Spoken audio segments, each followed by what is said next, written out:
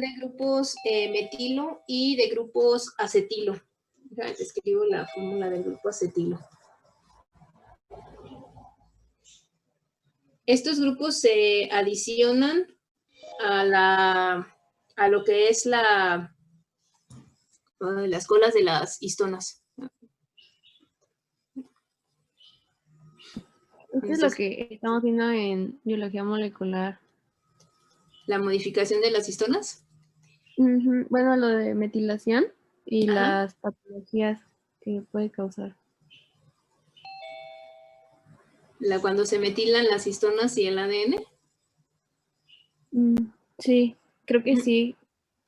Sí, esto está relacionado con la expresión de los genes y el silenciamiento.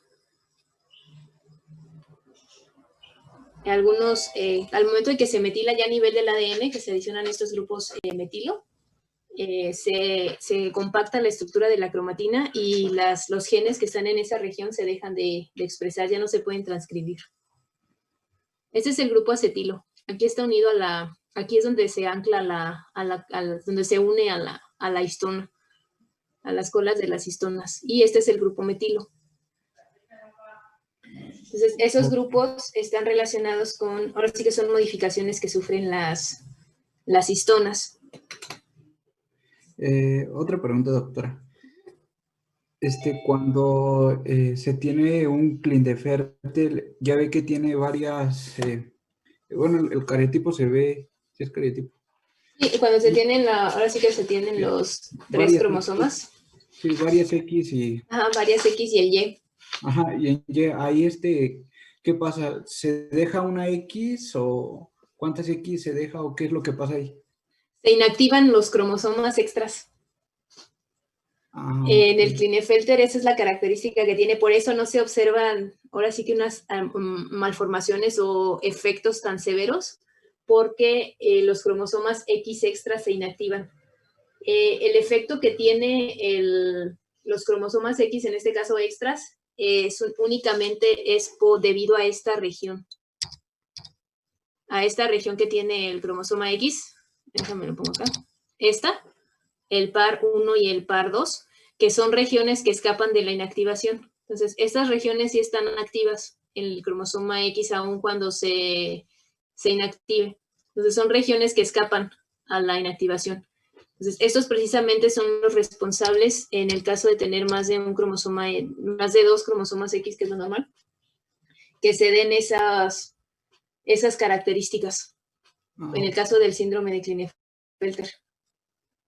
Ok, entonces quedaría prácticamente normal, sin nada más por ese par 1 y par 2. Ajá, que son los que escapan a la inactivación. Entonces, esos genes son los que ocasionan el fenotipo característico del síndrome de Klinefelter. Ok. Porque el resto de los demás, ahora sí que el demás genes del cromosoma X está inactivado. Ok. Gracias. De nada. Entonces, les voy a pasar un video donde se muestra precisamente la inactivación del X.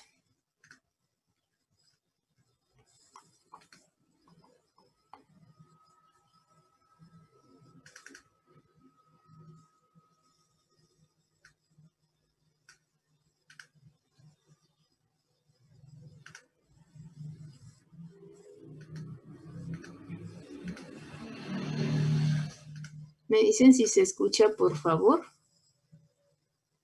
Proceso de inactivación del cromosoma X debido a la transcripción. ¿Sí escuchan el audio?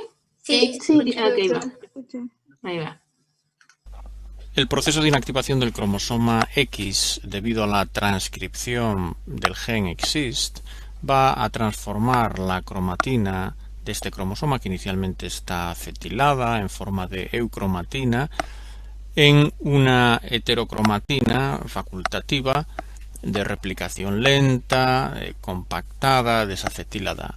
El paso inicial en este proceso es la transcripción del gen Exist y el transcrito va a recubrir todo el cromosoma X desencadenando toda una serie de modificaciones epigenéticas y de otro tipo. En concreto, se va a poner en marcha la desacetilación de las histonas, se va a metilar la lisina 27 de la histona H3, el cromosoma va a empezar a replicarse más tarde, se va a reclutar una nueva histona H2 llamada macro H2A. Todos estos cambios al final, incluso aunque la transcripción de EXIST ya no persista, van a hacer que este cromosoma se convierta en heterocromatina facultativa y por tanto quede totalmente silenciado.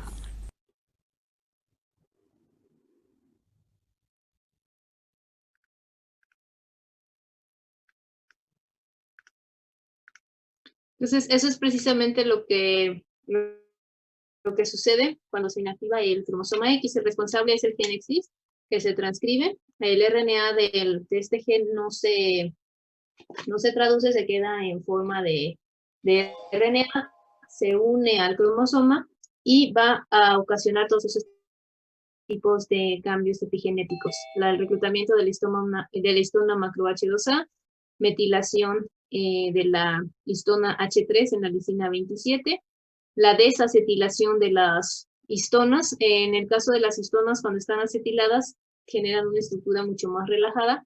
Cuando se desacetilan, le generan una estructura mucho más compacta. Y la metilación del ADN, lo que va a ocasionar precisamente que el cromosoma X no se esté transcribiendo y que también se replique de una forma mucho más lenta. Entonces se va a generar principalmente heterocromatina.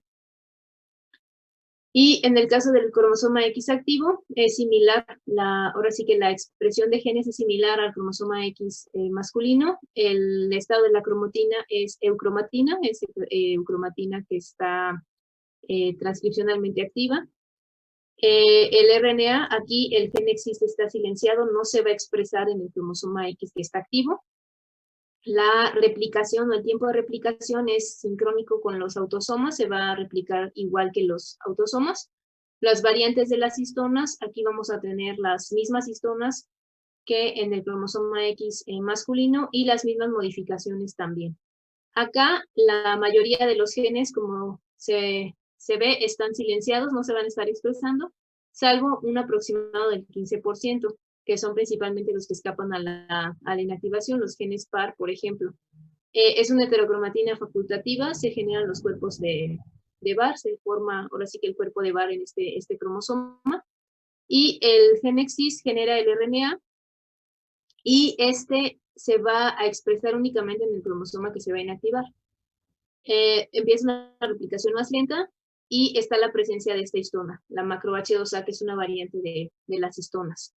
Y pues hay mayor presencia de marcas de heterocromatina, que son precisamente estas metilaciones y desacetilaciones en las histonas, y la presencia de esta histona, de la H2A, que no está presente en eucromatina. Por ejemplo, que en la eucromatina pues vamos a tener una mayor cantidad de histonas acetiladas en comparación con las zonas de heterocromatina, donde vamos a tener una mayor desacetilación de histonas y una mayor metilación de las histonas.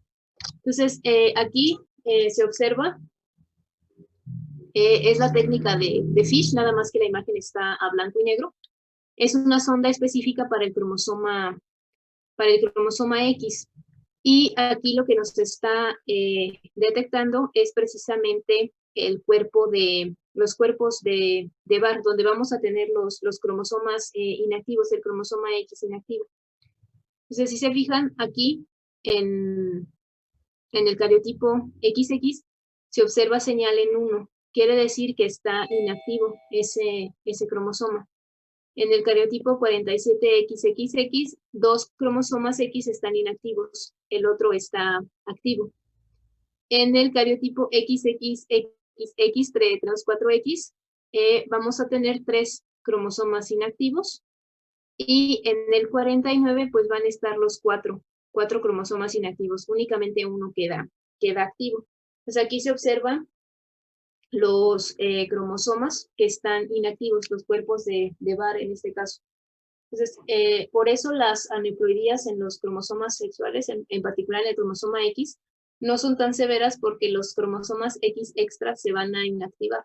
Lo único que estaría ocasionando el fenotipo característico, pues es los genes que se escapan a esa inactivación.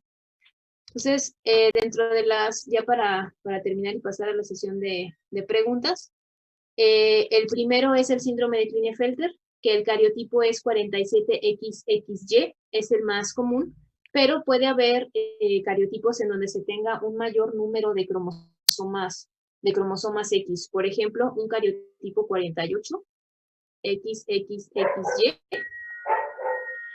es otro que se tiene, ahora sí que reportado que pueden tener más de 2 cromosomas X.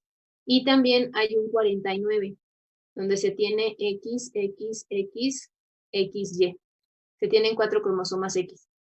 Entonces, el más común es cuando se tienen dos cromosomas X. Y nuevamente, los cromosomas X adicionales, pues se van a inactivar. Únicamente queda uno activo.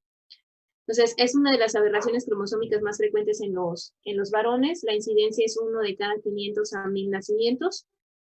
Y muchos de estos no se diagnostican hasta después de la pubertad, que es cuando aparecen los caracteres sexuales secundarios. El 50% de los cromosomas X viene del padre y el otro 50% viene de la madre.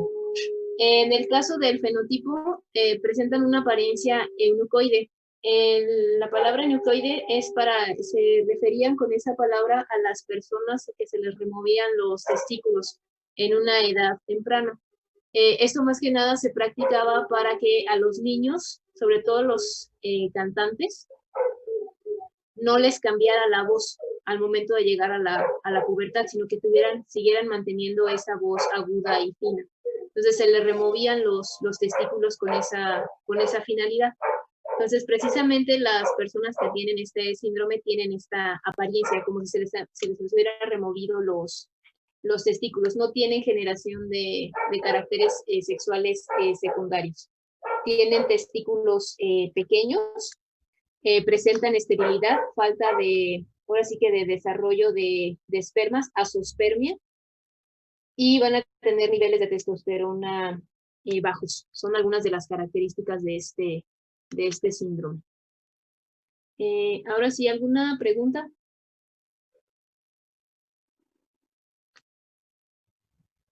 Después del escándalo de los perros.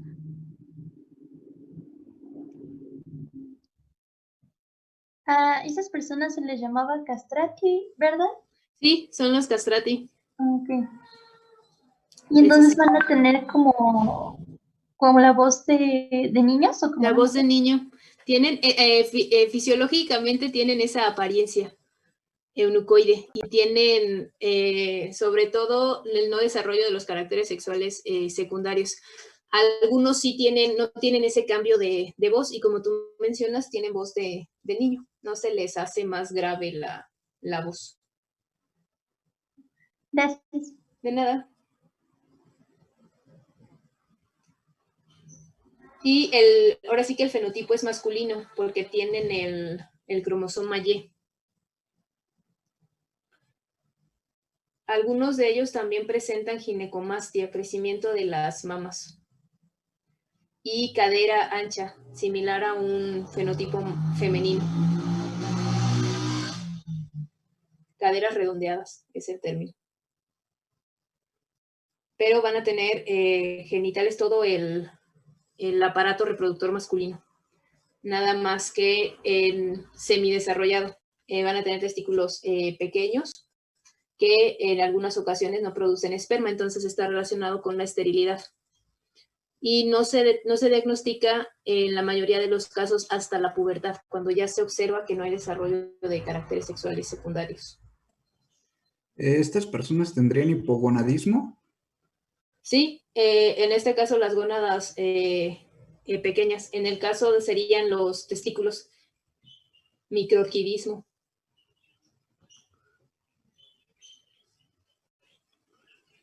Testículos pequeños.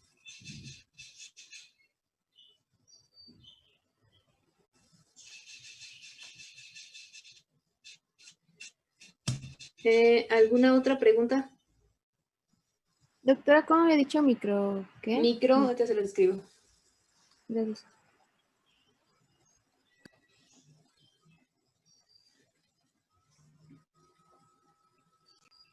Microorquilismo, testículos pequeños. Y presentan azospermia. No hay desarrollo de esperma.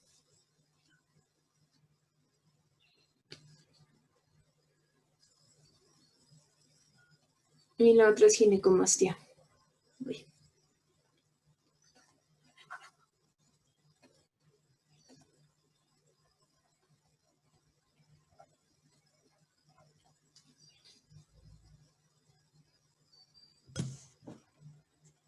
Las mujeres no se ven entonces, pero en los hombres sí. No, en las mujeres no, es en los hombres. Afecta a los varones. En las mujeres se tiene el síndrome de la supermujer, el XXX, triple X o más. Y ahí no se apagan, no llegan a corpúsculos de Barr. Sí, los cromosomas X extra sí, se queda uno funcionando. Pero, como les digo, hay genes que escapan a la inactivación y precisamente son los que ocasionan este tipo de anomalías. Muy bien. Uh-huh. Gracias. De nada.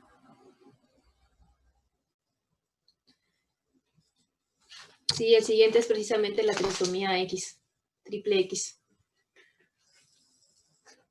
Bueno, entonces aquí le dejamos y continuamos el día de mañana.